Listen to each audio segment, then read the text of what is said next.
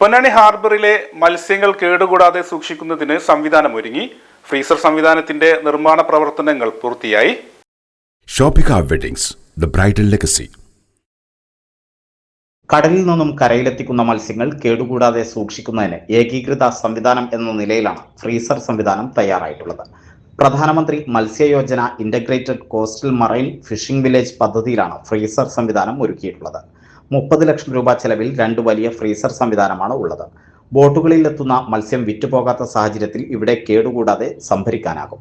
ആധുനിക രീതിയിലുള്ള ഫ്രീസിംഗ് സംവിധാനമായതിനാൽ കൂടുതൽ ദിവസം മത്സ്യം കേടുകൂടാതെ സൂക്ഷിക്കാൻ സാധിക്കും. ഫിഷറീസ് വകുപ്പിന് കീഴിൽ നിർമ്മിച്ച സംവിധാനം ലേലം ചെയ്ത് നൽകും. ഇവരിൽ നിന്ന് ദിവസവേതനാടിസ്ഥാനത്തിൽ ബോട്ടുടമകൾക്ക് നൽകുന്നതാണ് പദ്ധതി. നിലവിൽ ഇത്തരത്തിൽ വിറ്റഴിക്കാത്ത മത്സ്യങ്ങൾ ഐസിട്ട മീൻചാപ്പലകളിൽ സൂക്ഷിക്കുകയാണ്.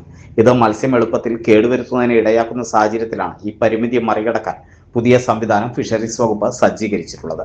അതേസമയം മത്സ്യത്തൊഴിലാളികളുമായി കൂടിയാലോചിക്കാതെയാണ് ഫ്രീസർ സംവിധാനം നടപ്പിലാക്കുന്നതെന്ന് മത്സ്യത്തൊഴിലാളികൾ പറഞ്ഞു. ഈ നാട്ടിലുള്ള ഒരുപാട് ആൾക്കാർ ഇതിനെക്കുറിച്ച് ചോദിക്കുന്നുണ്ട്. ഇങ്ങനൊരു ഫ്രീസർ എന്തിനു വേണ്ടിയാണ് കൊണ്ടുവരുന്നത് നമ്മൾ പോലും അറിയില്ല. കാരണം ഇവിടുത്തെ ജനങ്ങളോട് ചർച്ച ചെയ്യണ്ടേ. ഓരോ സാധനം ഈ ഹാർബറിൽ കൊണ്ടുവരുമ്പോൾ ജനങ്ങൾക്ക് ഉപകാരപ്പെടുന്ന, ജനങ്ങളോട് കൂടി ആലോചിച്ചിട്ടുള്ള കാര്യങ്ങളായിരിക്കണം ഇവിടെ പണിയെടുക്കേണ്ടത്.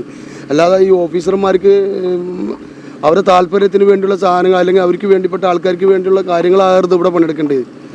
ഈ ഹാർബറിൻ്റെ അകത്ത് പണിയെടുക്കുമ്പോൾ ഈ ഹാർബറുമായി ബന്ധപ്പെട്ട് പ്രവർത്തിക്കുന്ന ആൾക്കാരോട് ആലോചിച്ചിട്ട് അവർക്ക് വേണ്ടി ഉപകാരപ്പെടുന്ന കാര്യങ്ങളായിരിക്കണം ഇവിടെ പണിയെടുക്കേണ്ടത്.